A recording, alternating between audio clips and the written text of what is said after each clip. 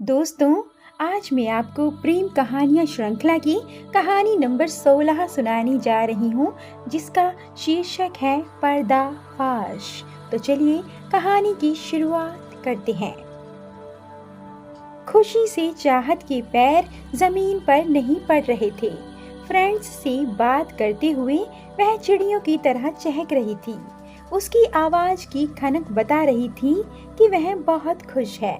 यह स्वाभाविक भी था। मंगनी होना उसके लिए छोटी बात नहीं थी। मंगनी की रस्म के लिए शहर के नामचीन होटल को चुना गया था। रात के 9 बज गए थे। सारे मेहमान भी आ चुके थे।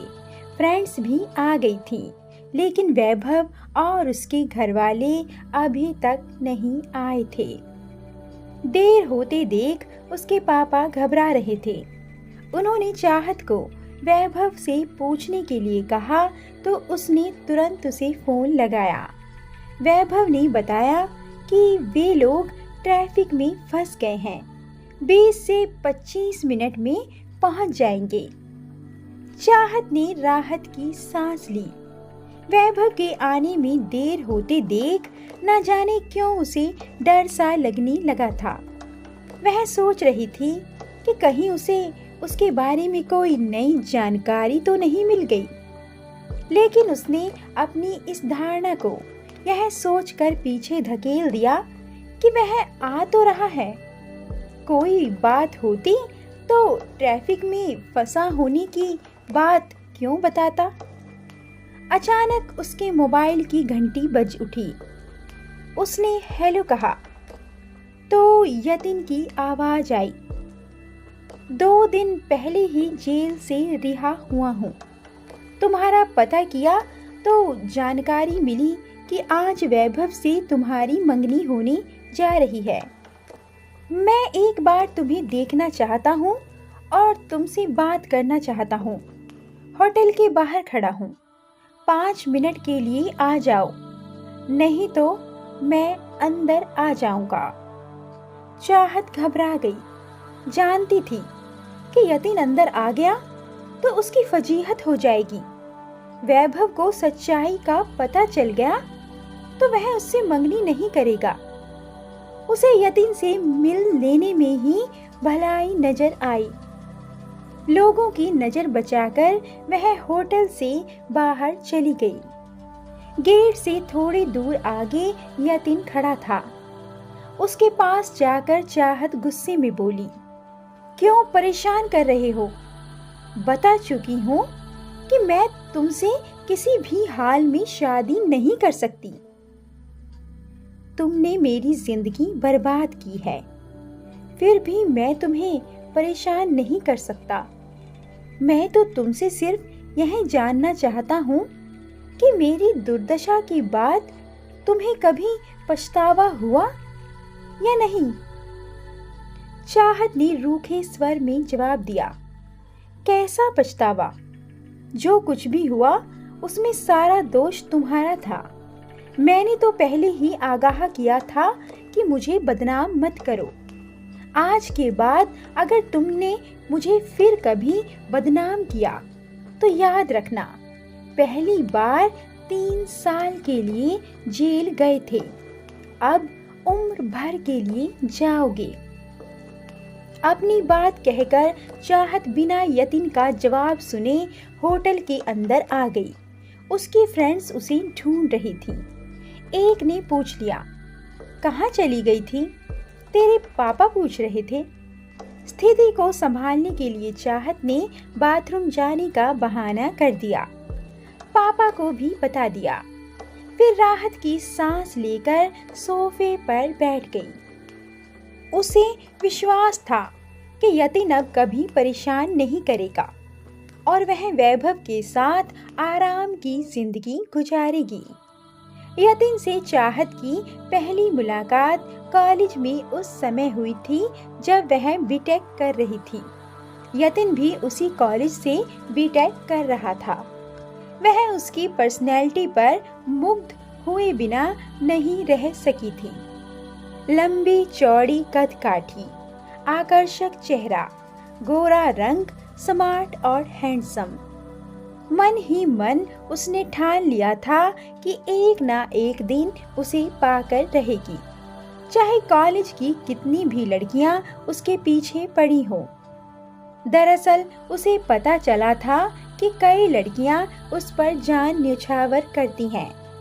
यह अलग बात थी कि उसने किसी का भी प्रेम प्रस्ताव स्वीकार नहीं किया था।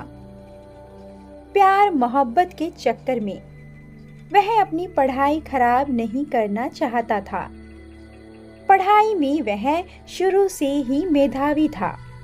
एक ही कॉलेज में पढ़ने के कारण चाहत उससे पढ़ाई लिखाई की ही बात करती थी। कई बार वह कैंटीन में उसके साथ चाय भी पी चुकी थी।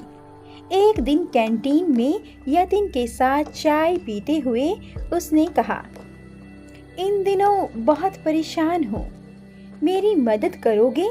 तुम्हारा बड़ा एहसान होगा। परेशानी क्या है? यतिन ने पूछा।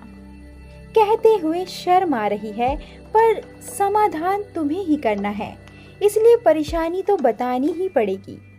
बात यह है कि पिछले 4 से 5 दिनों से तुम रातों में मेरे सपने में आते हो और सारी रात जगाए रहते हो। दिन में भी मेरे दिलो दिमाग में तुम ही रहते हो। शायद इसे ही प्यार कहते हैं।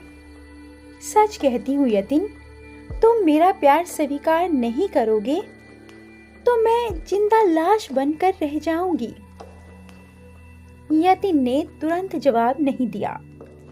उसने कुछ सोचा, फिर कहा, यह तो पता नहीं कि तुम मुझे कितना चाहती हो, पर यह सच है कि तुम मुझे बहुत अच्छी लगती हो। चाहत के चेहरे की मुस्कान का सकारात्मक अर्थ निकालते हुए उसने आगे कहा, मैं भी तुम्हारा प्यार पाना चाहता हूँ, लेकिन मैंने इस डर से कदम आगे नहीं बढ़ाए कि तुम अमीर घराने की हो। तुम्हारे पापा रिटायर्ड जज हैं, भाई पुलिस में बड़े अधिकारी हैं, धन दौलत की कमी नहीं है। चाहत उसकी बातों को बड़े मनोयोग से सुन रही थी। यतिन ने अपनी बात जारी रखी, मैं गरीब परिवार से हूँ, पिता मामूली शिक्षक हैं, ऊपर से उन्हें 2 जवान बेटियों की शादी भी करनी है। यह सच है कि तुम अप्सरा सी सुंदर हो। कोई भी अमीर युवक तुमसे शादी करके अपने आप को भाग्यशाली समझेगा। तुम्हारे घरवाले तुम्हारा हाथ भला मेरे हाथ में क्यों देंगे? चाहत तुरंत बोली, इतनी सी बात के लिए डर रहे हो? मुझ पर भरोसा रखो, हमारा मिलन होकर रहेगा। हमें एक होने से दुनिया की कोई ताकत नहीं रोक सकती। तुम केवल मेरा प्यार स्वीकार करो, बाकी सब कुछ मेरे ऊपर छोड़ दो। चाहत ने समझाया तो यतिन ने उसका प्यार स्वीकार कर लिया। उसके बाद दोनों को जब भी मौका मिलता, कभी पार्क में, कभी मॉल में, तो कभी किसी रेस्तरां में जाकर घंटों प्यार मोहब्बत की बातें करते। सारा खर्च चाहत ही करती थी। यतिन खर्च करता भी तो कहाँ से? उसे सिर्फ 50 रुपए प्रतिदिन पॉकेट मनी मिलती थी। उसी में घर से कॉलेज आने जाने का किराया भी शामिल था। 2 महीने में ही दोनों का प्यार इतना अधिक गहरा हो गया कि एक दूसरे में समा जाने के लिए व्याकुल हो गए। अंततः एक दिन चाहत यतिन को अपनी फ्रेंड के फ्लैट पर ले गई। चाहत का प्यार पाकर यतिन उसका दीवाना हो गया। दिन रात लट्टू की तरह उसके आगे पीछे घूमने लगा। नतीजा यह हुआ कि पढ़ाई से मन हट गया और उसे चाहत के साथ उसकी फ्रेंड के फ्लैट पर जाना अच्छा लगने लगा। सहेली के मम्मी पापा दिन में ऑफिस में रहते थे, इसलिए उन्हें परेशानी नहीं होती थी। फ्रेंड तो राजदार थी ही। इस तरह दोनों 1 साल तक मौज मस्ती करते रहे। फिर अचानक चाहत को लगा कि यतिन के साथ ज़्यादा दिनों तक रिश्ता बनाए रखने में खतरा है। वजह यह कि वह उससे शादी की उम्मीद में था। चाहत ने यतिन से मिलना जुलना बंद कर दिया। उसने यतिन को छोड़कर कॉलेज के ही एक छात्र मोहित से तन मन का रिश्ता जोड़ दिया। मोहित बहुत बड़े बिजनेसमैन का इकलौता बेटा था। सच्चाई का पता चलते ही यतिन परेशान हो गया। वह हर हाल में चाहत से शादी करना चाहता था, लेकिन चाहत ने उसे बात करने का मौका ही नहीं दिया था। चाहत का व्यवहार देखकर यतिन ने कॉलेज में उसे बदनाम करना शुरू कर दिया। मजबूर होकर चाहत को उससे मिलना पड़ा। पार्क में यतिन से मिलते ही चाहत गुस्से में चीखी, मुझे बदनाम क्यों कर रहे हो? मैंने कभी कहा था कि तुमसे शादी करूंगी? अपना वादा भूल गई? तुमने कहा था ना कि हमारा मिलन होकर रहेगा, तभी तो तुम्हारी तरफ कदम बढ़ाया था। यतिन ने उसका वादा याद दिलाया। मैंने मिलन की बात की थी, शादी की नहीं। मेरी नजरों में तन का मिलन ही असल मिलन होता है। मैंने अपना सर्वस्व तुम्हें सौंप कर अपना वादा पूरा किया था। फिर शादी के लिए क्यों पीछे पड़े हो? तुम छोटे परिवार के लड़के हो, इसलिए तुमसे किसी भी हाल में शादी नहीं कर सकती। यतिन शांत बैठा सुन रहा था। उसके चेहरे पर तनाव था और मन में गुस्सा, लेकिन उस सब की चिंता किए बगैर चाहत बोली, तुम अच्छे लगे थे इसलिए संबंध बनाया था। अब हम दोनों को अपने अपने रास्ते चला जाना चाहिए। वैसे भी मेरी जिंदगी में आने वाले तुम पहले लड़के नहीं हो।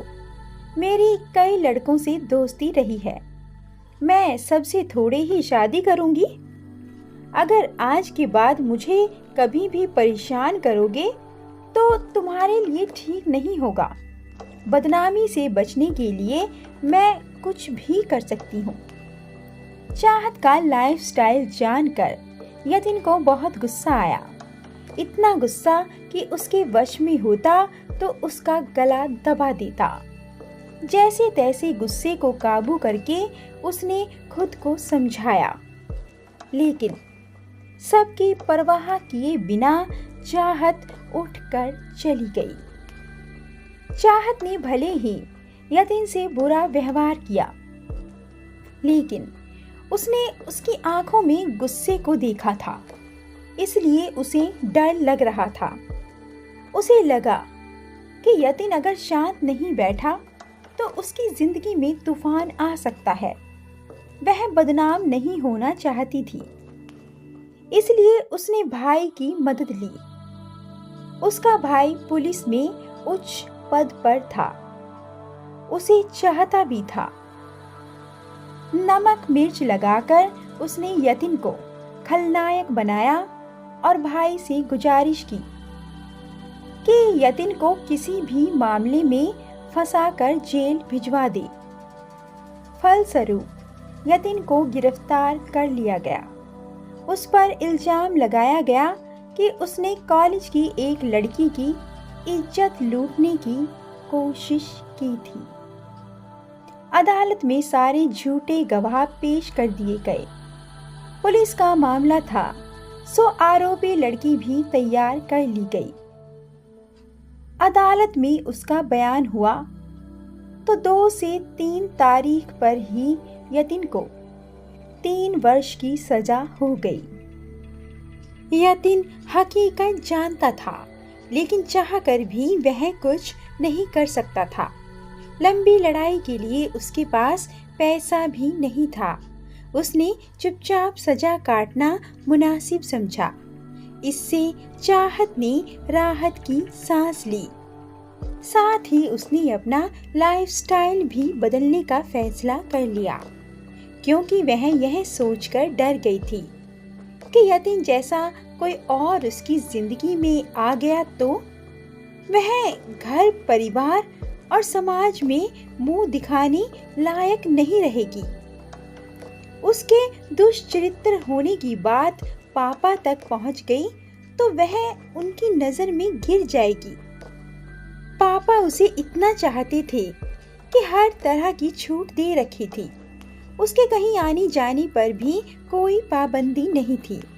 यहाँ तक कि उन्होंने कह दिया था कि अगर उसे किसी लड़के से प्यार हो गया तो उसी से शादी कर देंगे, बशर्ते लड़का अमीर परिवार से हो। मम्मी थी नहीं, 5 साल पहले गुजर गई थी। भाभी अपने आप में मस्त रहती थी। चाहत जब 12वीं में पढ़ती थी तो एक लड़के के प्रेम में आकर उसने अपना सर्व सब सौंप दिया था। वह नायाब सुख से परिचित हुई तो उसे ही सच्चा सुख मान लिया। वह बेखौफ उसी रास्ते पर आगे बढ़ती गई। नए नए साथी बनते और छूटते गए। वह किसी एक की होकर नहीं रहना चाहती थी। पहली बार यतीन ने ही उससे शादी की बात की थी। जब वह नहीं मानी तो उसने उसे खूब बदनाम भी किया था। वह बदनामी की जिंदगी नहीं जीना चाहती थी, इसलिए यतीन के जेल में रहते परिणय सूत्र में बंध जाना चाहती थी। तब उसकी जिंदगी में मोहित आ चुका था।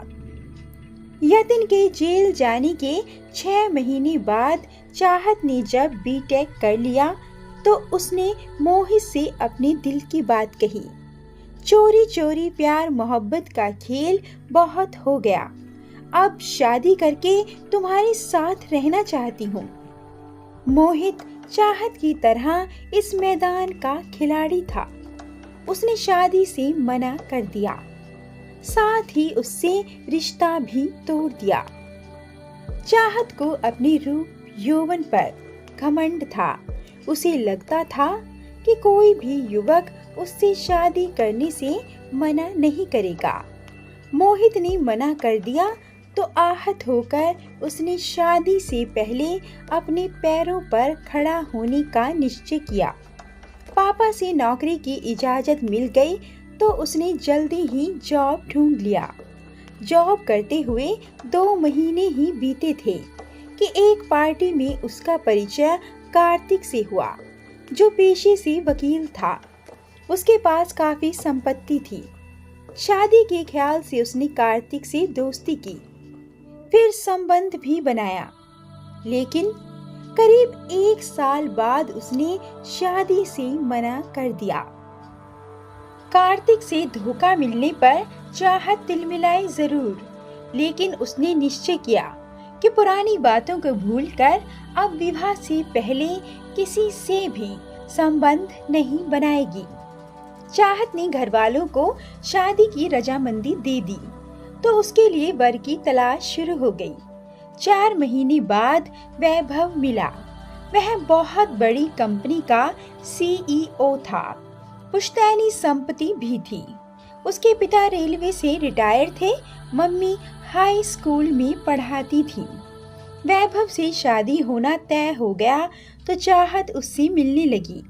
उसने फैसला किया था कि शादी से पहले किसी से भी संबंध नहीं बनाएगी, लेकिन अपने फैसले पर टिकी नहीं रह सकी। हवस की आग में जलने लगी तो वैभव से संबंध बना लिया। 2 महीने बाद जब वैभव मंगनी से कतराने लगा तो चाहत ने पूछा, सच बताओ, मुझसे शादी करना चाहते हो या नहीं? नहीं, वैभव ने कह दिया। क्यों? चाहत ने पूछा। वह गुस्से में थी। कुछ सोचते हुए वैभव ने कहा, पता चला है कि मुझसे पहले भी तुम्हारे कई मर्दों से संबंध रहे हैं। पहले तो चाहत सख्ती में आ गई, लेकिन फिर अपने आप को संभाल लिया और कहा, लगता है मेरे किसी दुश्मन ने तुम्हारे कान भरे हैं। मुझ पर विश्वास करो, तुम्हारे अलावा मेरे किसी से संबंध नहीं रहे। वैभव ने सोचने के लिए चाहत से कुछ दिन का समय मांगा, लेकिन उसने समय नहीं दिया। उस पर दबाव बनाने के लिए चाहत ने अपने घर वालों को बताया कि वैभव ने बहला फुसलाकर उससे संबंध बना लिए हैं और अब गलत इल्जाम लगाकर शादी से मना कर रहा है। उसके पिता और भाई गुस्से में वैभव के घर गए। उसके माता पिता के सामने ही उसे खूब लताड़ा और चाहत की बेहयाई का सबूत मांगा। वैभव के पास कोई सबूत नहीं था। मजबूर होकर वह चाहत से मंगनी करने के लिए राजी हो गया। 15 दिन बाद की तारीख रखी गई। आखिर वह दिन आ ही गया। वैभव उससे मंगनी करने आ रहा था। एक सहेली ने चाहत की तंद्रा भंग की तो वह वर्तमान में लौट आई। सहेली कह रही थी, देखो वैभव आ गया है। चाहत ने खुशी से दरवाजे की तरफ देखा। वैभव अकेला था। उसके घरवाले नहीं आए थे। उसके साथ एक ऐसा शख्स भी था जिसे देखते ही चाहत के होश उड़ गए। वह शख्स था डॉक्टर कमलेश। वैभव को अकेला देख चाहत के भाई और पापा भी चौंके। उसका स्वागत करने के बाद भाई ने पूछा, तुम्हारे घरवाले नहीं आए? कोई नहीं आएगा, वैभव ने कहा। क्यों? क्यों नहीं आएगा? क्योंकि मैं चाहत से शादी नहीं करना चाहता। मुझे उससे अकेले में बात करनी है। वह सब कुछ समझ जाएगी। खुद ही मुझसे शादी करने से मना कर देगी। भाई और पिता के साथ चाहत भी सकते में आ गई। उसकी भाभी उसके पास ही थी। उसकी बोलती भी बंद हो गई थी। चाहत के पिता ने उसे अकेले में बात करने की इजाजत नहीं दी। कहा, जो कहना है सबके सामने कहो। मजबूर होकर वैभव ने लोगों के सामने ही कहा, चाहत दुष्चरित्र लड़की है। अब तक कई लड़कों से संबंध बना चुकी है। 2 बार अबॉर्शन भी करा चुकी है। इसलिए मैं उससे शादी नहीं करना चाहता। भाई को गुस्सा आ गया। उसने वैभव को जोरदार थप्पड़ मारा और कहा, मेरी बहन पर इल्जाम लगाने की आज तक कभी किसी ने हिम्मत नहीं की। अगर तुम प्रमाण नहीं दोगे तो जेल की हवा खिला दूंगा। भाई साहब, आप गुस्सा मत कीजिए, अभी सबूत दे देता हूँ। जब मेरे शुभ चिंतक ने बताया कि चाहत का चरित्र ठीक नहीं है, तभी से मैं सच्चाई का पता लगाने में जुट गया था। अंततः उसका सच जान भी लिया। वैभव ने बात जारी रखते हुए कहा, मेरे साथ जो शख्स है उनका नाम डॉक्टर कमलेश है। चाहत ने उनके क्लिनिक में 2 बार अबॉर्शन कराया था। आप उनसे पूछताछ कर सकते हैं। डॉक्टर कमलेश ने वैभव की बात की पुष्टि करते हुए कुछ कागजात चाहत के भाई और पिता को दिए। कागजात में चाहत ने अबॉर्शन के समय दस्तखत किए थे। चाहत की पोल खुल गई तो चेहरा निष्प्राण सा हो गया। उसकी समझ में नहीं आ रहा था कि अब उसे क्या करना चाहिए। भाई और पापा का सिर शर्म से झुक गया था। फ्रेंड्स भी उसे हिकारत की नजरों से देखने लगी थी। चाहत अचानक वैभव के पास जाकर बोली, तुमने मेरी जिंदगी तबाह कर दी। तुम्हें छोड़ूंगा नहीं। तुम्हारी जिंदगी भी बर्बाद करके रख दूंगी। तुम नहीं जानते मैं क्या चीज हूँ। तुम्हारे साथ जो कुछ भी हो रहा है वह सब तुम्हारे लाइफस्टाइल की वजह से हो रहा है। इसमें किसी का कोई दोष नहीं है। जब तक तुम अपने आप को नहीं सुधारोगी, ऐसे ही अपमानित होती रहोगी। पल भर चुप रहने के बाद वैभव ने फिर कहा, आज की तारीख में तुम इतना बदनाम हो चुकी हो कि तुमसे कोई भी शादी करने के लिए तैयार नहीं होगा। वह एक पल रुककर बोला, हाँ, एक ऐसा शख्स है जो तुम्हें बहुत प्यार करता है। तुम कहोगी तो खुशी खुशी शादी कर लेगा। कौन? चाहत ने पूछा। यतिन, वैभव ने कहा। गेट पर उससे मिलकर आने के बाद तुम उसे भूल गई थी, पर वह तुम्हें नहीं भूला है। होटल के गेट पर अब तक इस उम्मीद से खड़ा है कि शायद तुम मुझसे शादी करने का अपना फैसला बदल दो। कहो तो उसे बुला दूं? तुम उसे कैसे जानते हो? चाहत ने पूछा। वैभव ने बताया कि वह यतिन को कब और कहाँ मिला था। कार पार्क कर वैभव डॉक्टर कमलेश के साथ होटल में आ रहा था तो गेट पर यतिन मिल गया था। न जाने वह उसे कैसे जानता था। उसने पहले अपना परिचय दिया, फिर चाहत और अपनी प्रेम कहानी बताई। उसके बाद कहा, तुम्हें चाहत की सच्चाई भविष्य में उससे सावधान रहने के लिए बताई है। अगर उससे सावधान नहीं रहोगे तो विवाह के बाद भी वह तुम्हें धोखा दे सकती है। वैभव ने यतिन को अंदर चलने के लिए कहा तो उसने जाने से मना कर दिया। कहा, मैं यहीं पर तुम्हारे लौटने का इंतजार करूंगा। बताना कि तुमसे मंगनी कर वह खुश है या नहीं। कुछ सोचकर वैभव ने उससे पूछा, मान लो चाहत तुमसे शादी करने के लिए राजी हो जाए तो क्या करोगे?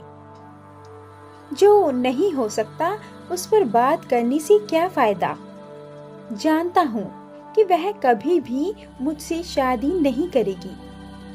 यतिन ने मायूसी से कहा।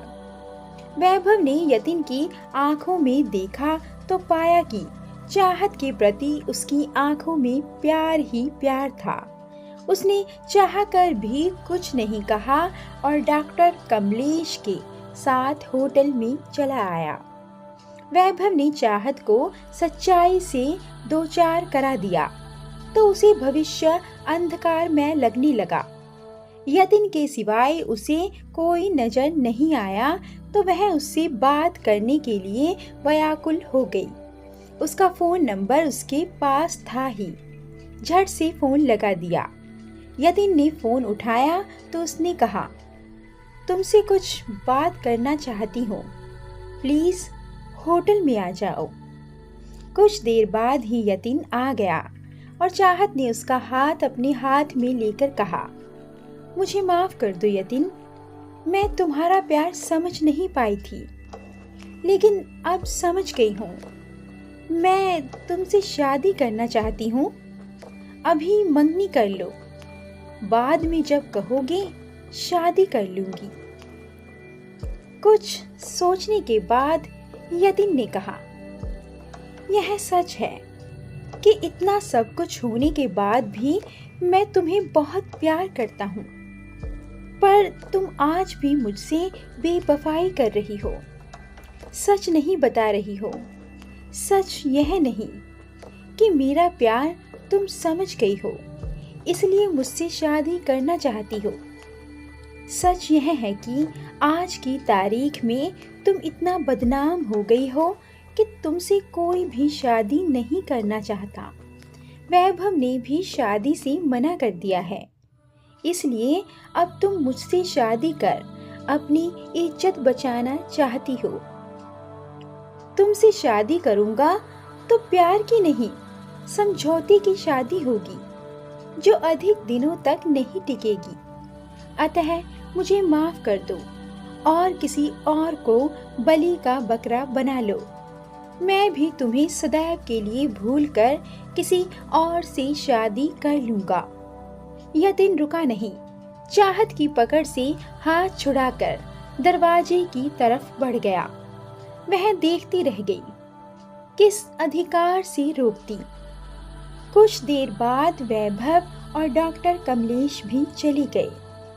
चाहत के घरवाले भी चले गए, सहेलियां चली गई, महफिल खाली हो गई। पर चाहत डबडबाई आंखों से बुत बनी रही। दोस्तों, आपको कहानी कैसी लगी? कमेंट करके अपने विचार जरूर बताएं और ऐसी अधिक कहानियों के लिए कृपया वीडियो को लाइक, शेयर और चैनल को सब्सक्राइब करना ना भूलें। धन्यवाद।